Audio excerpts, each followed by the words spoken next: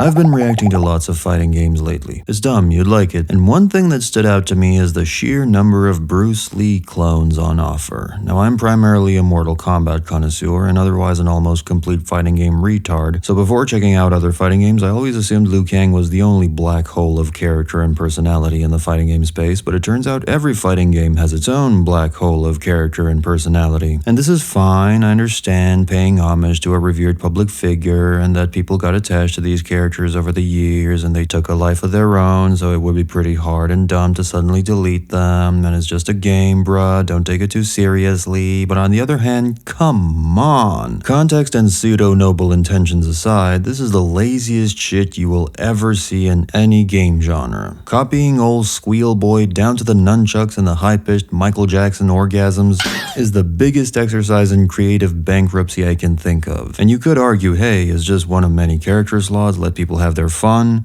Fine. Make him a guest character. Guest characters exist for a reason. A core character slot is still a wasted slot. That could have been any number of creative, ingenious characters that could have gone on to become household names, but no, let's instead devote the slot to a glorified Easter egg. And realistically, this kind of thing keeps being done because fighting games are primarily driven by nostalgia and legacy, so if we did a basic-ass 0.4 liter engine with plastic seats and no air conditioning, we have to keep doing it in perpetuity till the sun swallows us all. Which should be any second now without air conditioning. Imagine if Call of Duty starred Captain Price, Soap McTavish, and Arnold Schwarzenegger. Sure, he'd have a different name, but it's Arnold Schwarzenegger down to the chest, biceps, jawline, and stupid, barely intelligible Austrian English. Whole team report in. Soap checking in. Ghost checking in. Roach checking in. I'm here now! Ah, shit, probably shouldn't put the idea in their heads. It's funny, but it's dumb. Mortal Kombat started out with a handful of references to a handful of action stars done by a handful of devs that didn't think their game would amount to all that much, and said game went on to make more money than a small country does in a year. And now we're stuck with these glorified reference characters and struggling to give them their own personality and make them their own characters with mixed results. There's definitely a right way to do this. If we compared Liu Kang to Johnny Cage, we definitely see that. Johnny also started out as a glorified Easter egg for Mr. Splits himself, Jean-Claude Van Damme. In fact, he was supposed to be played by Jean, or rather Gene. What?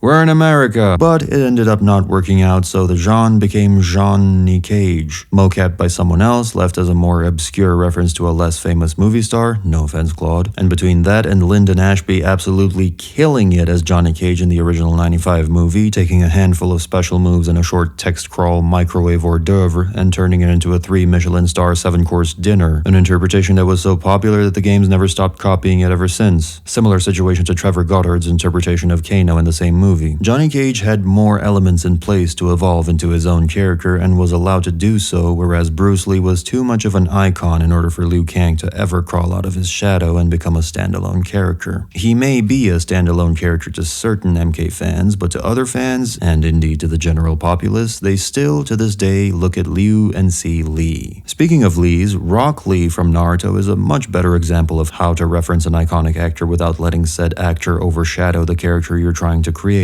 Even though Rocky Boy shares Bruce's signature poses, heavy martial arts focus, similar hair, and part of his name, these are just the shallow elements. Rock Lee's actual character and personality, the core meat of the character, are entirely his own, and it shows. Which is why Rock Lee remains one of the most beloved characters in the Naruto-verse, and is much more of a standalone, singular, authentic creation than Liu Kang ever was. I do applaud NetherRealm for trying to do something new with the character and develop him further away from his bruise meat roots. Turning him into a fire god is kinda cool, although naturally the story demands him to be a thoroughly incompetent god so that the plot may happen. Thus, this incarnation wore out its welcome in record time for a lot of fans. And much more generally, it's become pretty jarring over the years to see a Liu Kang that's become more and more tangible go from calm, stoic, baritone-voiced noble warrior to whoa, whoa, during combat. Feels like two separate characters. It feels as though the character begrudgingly keeps these legacy elements and thus these legacy elements keep hold of him instead of letting him evolve freely. And I'm not against keeping some of this stuff around. I think the bicycle kick gibberish can stay and is probably all that should stay. He can easily explain that in the lore by saying his master, Baraicho, who is a pretty silly, carefree person, would often spout gibberish while sparring with him, and that Liu picked up that stupid habit, spouting